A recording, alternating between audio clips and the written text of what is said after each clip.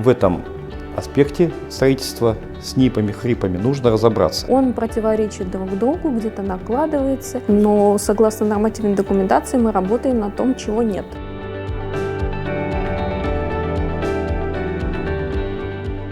Добрый день, уважаемые друзья! Приветствуем вас на канале Изыскателей. Меня зовут Павел Клепиков. Сегодня мой собеседник Наталья Жданова, генеральный директор акционерного общества «100 изыскания». Здравствуйте. Я бы хотел сегодня, Наталья, поговорить с вами о нормативной документации в инженерных изысканиях, тем более вопрос очень актуальный. Даже президент страны недавно отметил, что в строительной отрасли нужно разобраться с этими, как он выразился, с НИПами, хрипами. Ну, инженерные изыскания относятся к строительной отрасли, поэтому я вам сразу задам первый вводный вопрос. А как вы оцениваете положение вещей в нормативке в изысканиях? Основные базовые моменты, сложные, скажем так, которые мешают работе, или, может быть, там то, что необходимо исправить, но вначале какой-то оценить ситуацию, каким путем идти. В общем, ваше мнение на этот счет?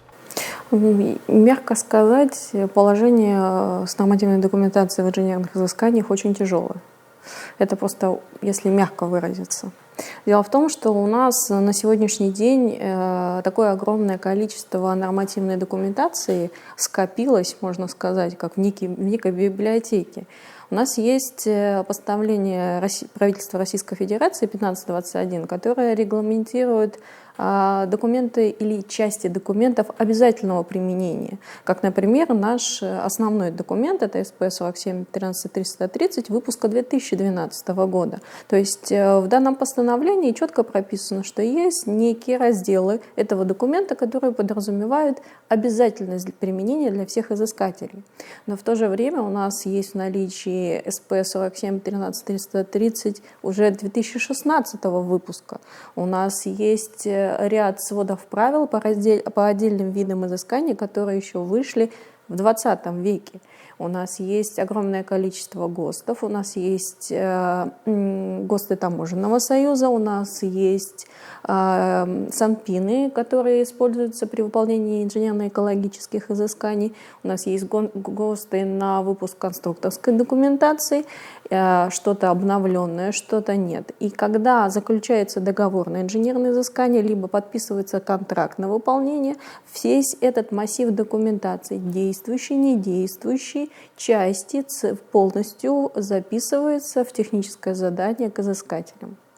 И мы получаем весь этот массив документации, созданный в разные года. Где-то учитываются новые технологии, где-то не учитываются, где-то у нас еще инструкции 70-х годов указаны. Я, кстати, на этом заострю еще внимание по поводу инженерно-геодезических изысканий. И весь этот массив документации оказывается в техническом задании, которое подразумевает регламент выполнения работ изыскателей на объекте. Таким образом, огромное поле для нестыкований, согласий, которые потом вылезают в экспертизе, в взаимоотношениях с проектировщиками. Кстати говоря, кроме изыскательских нормативной документации, у нас есть строительные нормы, то есть это основание фундамента, свайные фундаменты, строительство в сейсмических районах, то есть это тоже без которой документации не могут работать изыскатели, потому что изыскатели — это не отдельная часть, не отдельная отрасль, это часть строительства, часть проектирования, они работают в четком взаимодействии. И вот эта вся нормативная документация частями между собой не согласуется. Она где-то повторяет ошибки, переходящие из года в год. Кстати, вот когда выпускался СП уже 2016 года, его создатели, они продолжили некую такую негативную традицию, в котором в инженерно-геодезических изысканиях они основываются на инструкции 70-х, 80-х годов 20 века, просто обосновывая того, что ее нет. И вот этот вот шлейф, когда мы уже перешли на все современные технологии, мы совсем не работаем не так, как в 20 веке, мы продолжаем этот шлейф тащить за собой из СП в СП, повторяя все те же самые проблемы. В чем В чем вообще, почему это вообще возникло? Дело в том, что нормативная документация прошлого, советского времени, в чем-то очень хорошая, в чем-то уже устаревшая, она создавалась базовыми институтами. Сейчас же у нас в нормативную документацию создают кто угодно. Есть организации, которые организованы при СРО, которые трактуют свое видение по-своему. В частности, допустим, когда, опять же, выпускался новый 2016 СП 47-13-330, он был выложен, естественно, в интернете для обсуждения общественности, и, соответственно, объем вопросов, я думаю, что там к объему войны и мира приближался. Но большинство из этих вопросов были либо проигнорированы, либо там была ссылка на то, что вот как в части с инженерно-геодезическими изысканиями, что другой инструкции нет в принципе, либо была отписка, что как-то мы это не будем учитывать, и это, возможно, будет учтено в более разветвленной структуре СП по отдельным видам изысканий. То есть вот как я вижу основную проблематику, это огромный массив документации, который между собой никак не согласован. Он избыточен, он противоречит друг другу, где-то накладывается, и пути решения никакого в данный момент нет. Несмотря на то, что, опять же, и Минстрой, и правительство, вот сейчас президент, они все время призывают гармонизировать между собой все документы, не только в изысканиях, точно такая же там в проектировании и в строительстве, гармонизировать это все. Но пока это все как-то не сдвигается с мертвого места. Да, действительно, вот я думаю, что вы правильно отметили, при Минстрое существует технический комитет по инженерным изысканиям, и какой-то у них существует план работы. Я сам, когда имел какую-то возможность участия в этом процессе, я помню, что вот 47-13-330 свод правил, как вообще передали авторской группе на актуализацию этот момент. Еще, 12 и 16 года я, в общем, присутствовал при этих процессах. Конечно, главный момент, как вот вы правильно отметили, мне кажется, что вот базовые институты, которые, существующие бренды, они, конечно, уже подчас не отвечают этому определению базовых институтов. Конечно, ситуация в этом плане в научно-исследовательском сегменте изыскательской отрасли сейчас оставляет желать лучшего. И в этом, как сказать, корень зла, потому что, конечно же, максимальным таким должным авторитетом эти авторские коллективы не пользуются. Они, соответственно, как вы правильно отметили, что-то игнорируют. Это, мне кажется, такой отдельный вопрос. Мы даже не будем в эти дебри уходить. У меня вопрос такого плана. А как вы, как практикующий специалист, выходите из этой ситуации? Вот опять-таки, имея тот массив документов, которые вам прописывают в техническом задании, тем более, как вы отметили, уже действующих, недействующих, обязательного применения, необязательного применения. Как практику, а потом вы вынуждены идти, не вынуждены, обязаны идти в экспертизу и там это все доказывать. Как это происходит вот сейчас? Тут вопрос только рациональности подхода. То есть во главу угла поставлена инженерная мысль, не исследование бездумной букве законов, вот именно прописанной в этой нормативной документации, а именно разумность подхода. К сожалению, бывает, что не всегда эта позиция принимается в экспертизе, и там есть очень много примеров. В частности, вот один из самых ярких — это когда прописанный мониторинг требует в рамках инженерных изысканий, хотя мы всегда прекрасно понимаем, мониторинг влияния будущего строящегося объекта на близлежащие здания, сооружения. И понятно, что в рамках инженерных... что, соответственно, в сжатые сроки, когда выполняется даже не то что изыскание, но и проектирование, невозможно сделать полноценный мониторинг, который не будет фикцией, который будет показывать действительно влияние. Можно только подготовить некий план или разработать проект этого мониторинга. Тем не менее, ссылаясь на наш основной документ, некоторые эксперты требовали такой мониторинг. И выход из ситуации только пытаться доказать свою позицию с точки зрения разума. Но мне кажется, они в своем роде правы формально. Может быть, вы меня поправите, потому что мы же говорим о том, что СП прописывает сейчас одностадийное выполнение инженерных изысканий. Это еще больше мы Да, открываем мне пласт кажется, да, проблемы, поэтому да. если там, я знаю такие случаи, подобные эксперты говорят, что вы же сами участвуете в разработке подобных нормативных документов, и если вы прописываете мониторинг в одностатейном выполнении инженерных изысканий, то, пожалуйста, предоставьте, конечно, абсурд самих терминов, потому что сам все мониторинг, ну, как я понимаю, подразумевает серьезный временной момент, да, анализ, да.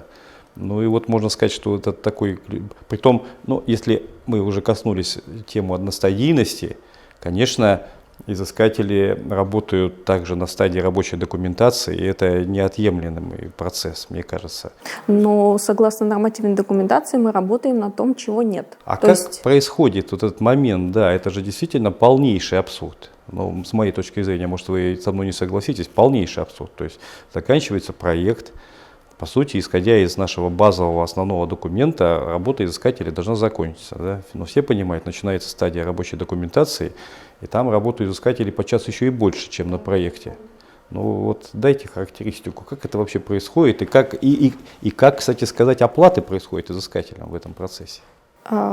Соответственно, мы работаем на стадии рабочей документации. Я не припомню ни одного объекта вот за последние годы, в который бы на стадии рабочей документации мы не принимали участие. Более того, мы работаем и уже и во время строительства, что тоже не прописано у нас на нормативной документации. То есть на этих стадиях мы работаем вопреки нормативной документации. То есть не учитываем эти нормы, которые есть, мы выполняем эти работы просто по договору между заказчиком и по нормам, которые, там, скажем, по объемам, которые мы вычленяем из старых СП. То есть мы это из серии «это мы читаем, это мы не читаем», но мы именно подходим с точки зрения того, чтобы обеспечить безопасность строительства объекта. Вот то, что для нас важно.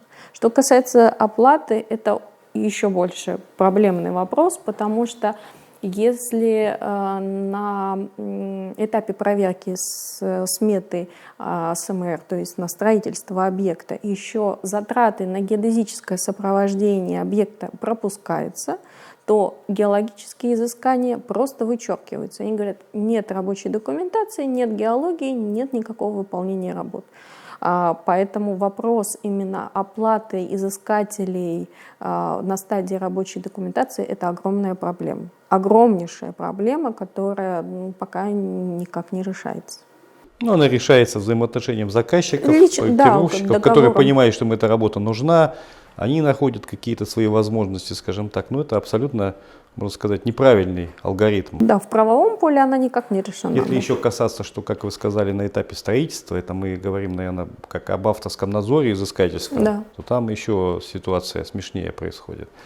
Я даже больше скажу, я с одним из авторов свода правил беседовал, когда у нас из двухстадийной выполнения изыскательских работ все превратилось в одну стадию. И это было абсолютно, правда, то, что я сейчас скажу, что основным аргументом был, ну не основным, я не знаю, чем руководствовались, во всяком случае формальным аргументом было, что изыскатели так страдают от того, что стадия проекта обязательная для прохождения экспертизы, а дальше рабочая документация уже, скажем так, экспертизе не подлежит. И вот именно надо как можно больше объемов, такое выражение, впихнуть в проект, потому что тогда это легче доказать и легче, в общем-то, изыскателям получить деньги. А потом на стадии рабочей документации, в общем, это сложнее. Абсурд на абсурде. Это действительно, ну, в общем-то, с моей точки зрения, так строить работу и вообще развитие отрасли, конечно, просто, скажем так, не то, что даже не профессионально, а от моей точки зрения просто там ошибочно и тупиково. Что вы можете сказать на этот счет? Я могу точно сказать, что вот такой подход, это показывает абсолютную оторванность у человека, выдвинувшего этот тезис, вообще от практической работы вот в поле, в изысканиях, который не сталкивался никогда вот с этой проблематикой. Возможно, создатели что-то слышали, но неправильно это все трактовали и точно сами не принимали участие в таких вопросах. Как вы считаете, или вообще вот опять-таки на основании, Наталья, вашего опыта, экспертиза, я думаю, испытывает профессиональный эксперт точно такое же мучение, когда к ним заходит очень сложный, я еще сказал, масштабный объект, где в тех заданиях как раз прописано вот это все, что только можно и нельзя. От экспертизы вообще какие, вот, скажем так, поступают на этот счет рекомендации и как в этом процессе, в общем-то, экспертиза может повлиять на дальнейшее исправление ситуации, на ваш взгляд? Ну, допустим, я так понимаю, что эксперты, которые, в общем-то, вот даже вот проблематика такая, что виды работ, которые вы используете, они вообще ни в какой нормативной документации нигде не учитываются, там, в частности, там уже, знаете, набившая скомину какое-нибудь лазерное сканирование, допустим, да. Геофизика, сейсмика, очень много такого пропусков. плана, да. И, скажем так, это же все-таки одна система. Вообще поступает в этом моменте какие-то сигналы от экспертизы, вот ваше общение, как вы можете какие-то примеры сказать? Безусловно, эксперты сталкиваются с абсолютно теми же проблемами, что и рядовые изыскатели, просто потому что они такие же участники процесса. Они где-то не знают, как трактовать, где-то это двоякость, где-то это противопоставление одних нормативов другим. Мы обсуждаем это с многими изыскателями, с главгосэкспертизы очень много это обсуждали. Кстати, один из экспертов вот нам рассказывал, что когда проходило обсуждение СП 2016 года, он свои замечания к этой документации отправлял, но они, к сожалению, не были услышаны. Да. Вот. Некоторые эксперты, как вы, помните, сказали, занимают позицию, это же вы сами создавали ваше сообщество, вот теперь получаете эти призы, но подходят по-разному. То есть кто-то пытается решить этот вопрос, кто-то пытается разумно подходить, кто-то занимает позицию по разным причинам, по собственного квалификации, либо по каким-то заинтересованностью, и идет по формальным вопросам, по формальному принципу то, что самому эксперту интересно. Понятно, Наталья. Ну, а вот такой вопрос хочу вам задать. Вот смотрите, я помню, мы как-то с вами беседовали какое-то время назад, может быть, это и несколько лет назад было. И вот очень часто, когда выходили нормативные документы, и там был такой момент, что необязательного применения.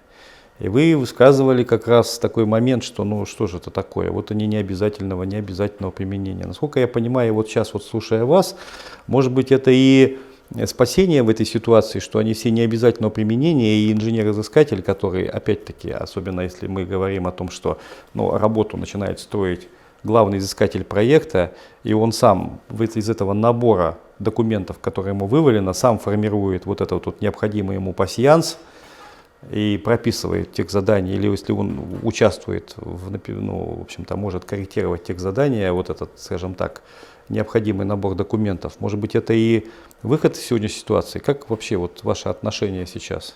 Вообще, так скажем, эволюция отношения к нормативной документации у меня произошла от того, что я предлагала еще в 2010 году вернуться к структуре советского периода, когда на каждый вид изысканий свой СП, а на некоторые виды оно еще подразделяется по разным направлениям. Допустим, у нас в геологии было несколько дополнительных СП, которые регламентировали правила выполнения работ, допустим, при работе с многолетними мерзлыми грунтами или специфическими. То есть я была сторонником абсолютно полного охвата любых вариантов, четкой регламентации, кто сколько должен чего делать. Да. С какой точки зрения? Как и многие изыскатели это подходили с точки зрения, чтобы исключить там, у конкурентов, у там, организаций, с кем ты работаешь на соседних участках, объектах, с которыми ты стыкуешься, исключить подделки, там какие-то выполнения в недостаточном количестве, в недостаточном объеме, там какие-то вопросы. Со временем стало понятно, что это не спасает абсолютно. То есть если там организация... Тем более, если есть противоречия в документах, как да, сказать, если это они будут еще обязательны и усугубляет, будут да. противоречить друг другу. Да. Это не спасает всю эту ситуацию, то есть и вопрос именно в инженерном подходе. И тем более, что очень много мы работаем на линейных объектах, на протяженных, для которых формальный подход, он недостаточен даже нормативной документации. То есть очень много часто я слышу о том, что так много надо делать, столько большой объем, столько лабораторных исследований. По своему опыту я скажу, если делать по СП, этого недостаточно. Этого точно недостаточно. И я бы вот сейчас именно даже не как не в противовес нормативной документации, а как во главу угла поставила бы личную ответственность изыскателей. То есть то, что они определяют, они ведут этот объект, начиная от изыскателей, как это часто говорят, заходят самые первые, уходят самые последние. Ну, это так и есть. Так и есть, да. То есть они начинают работать на изыскании и ведут до ввода в эксплуатацию и дальше с введением жизненного цикла дальше. То есть они отвечают на всех этих стадиях, и они сами принимают решение о той необходимой количестве объемов бурения. Это не говорит о том, что они будут делать меньше. Это говорит о том, чтобы повысить ответственность за выполнение своей работы. Исключить из жизни изыскателей, экспертизы, проектировщиков те ненужные тот ненужный массив информации, которым мы загружены, и вот подчас в договорах при выполнении объекта это сильно мешает, это добавляет административных барьеров, дополняет лишние выполнения работы, которые ничем не оправданы, кроме как пунктом в СП. Очень живой пример это в экологии, который мы выполняем бактериологическое исследование независимо от регионального подхода, независимо от климатических норм и сезона выполнения работ, потому что это указано в СП. Это позволит исключить и подходить инженерам-изыскателям более ответственно к своей работе. Вот, Наталья, вот мне, кстати, мысль пришла сейчас в голову. Не знаю, согласитесь вы со мной или нет. А не позволяет ли это сумбурная или, скажем так, в общем, не совсем хорошая ситуация с положением вещей с нормативной документацией выводить популяцию изыскателей более творческих, более, скажем так, формирующих у них самостоятельный инженерный подход? Вот мы с вашим коллегой Дмитрием Еремеевым беседовали на тему, как раз попытались развернуть это понятие «главный изыскатель проекта», и что это такой же неотъемлемый, самостоятельный участник процесса, так скажем, ближайший помощник главного инженера проекта проектировщика, но полностью отвечающий за свой участок. Может быть, в этих условиях как раз вот и формируется этот тип, а не то, что у нас прописано, что проектировщики отвечают, нормативка полностью, значит, от А до Я, и всем, в общем, достаточно просто садится там эксперт, он руководствуется обязательным применением сводов правил и прочее. А вот в этой ситуации, может быть, при правильном подходе роль инженерных изысканий и роль инженера-изыскателя как раз возрастает. Опять-таки, если он правильно смотрит на эту ситуацию и растет профессиональное творчество, как вы считаете? Безусловно, потому что вот очень часто тоже от многих изыскателей слышат о том, что нас не слышат, нас какие-то не учитывают наши требования. Так именно вот с точки зрения повышение ответственности и роль изыскателя возрастет. То есть очень часто пример мы при взаимодействии с проектными организациями, которые пытаются присылать нам местоположение и количество скважин.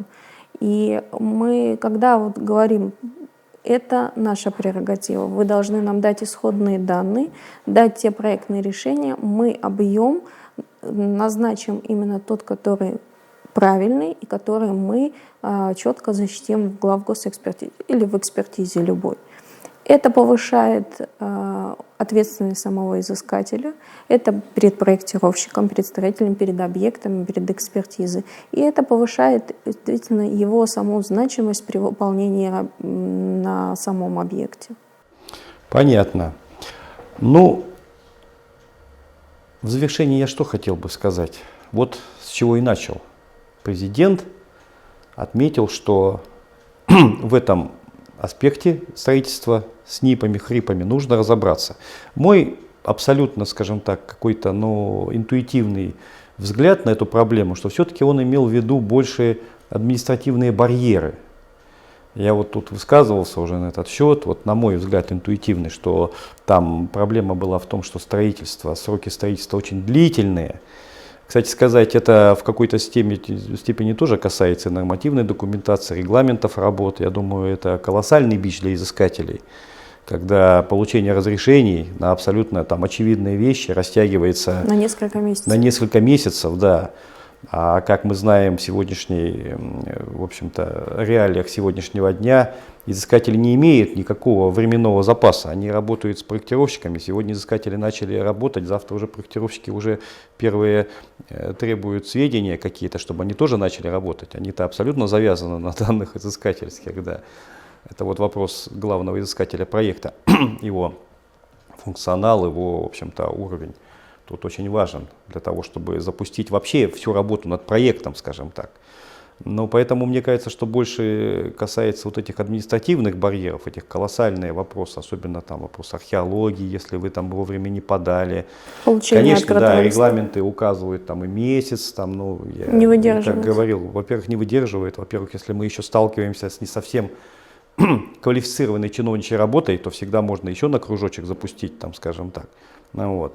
Но если вот касаться сводов правил, нормативной документации, каким путем надо идти? Потому что, знаете, вот тут школы разные, вы сами прошли этот эволюционный путь от советского периода.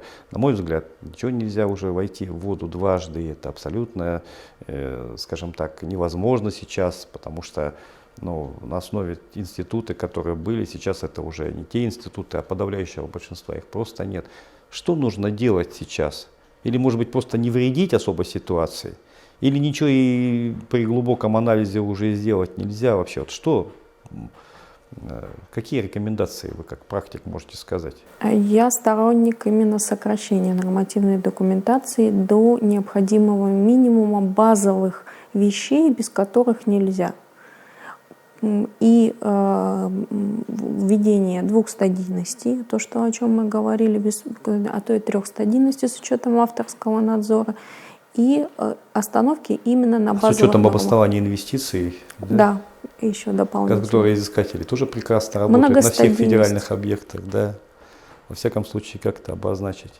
Скажем так, сокращение и... Значительное сокращение всей воды, всех отсылок на какие-то конкретные методики выполнения работ. Это прерогатива изыскателей.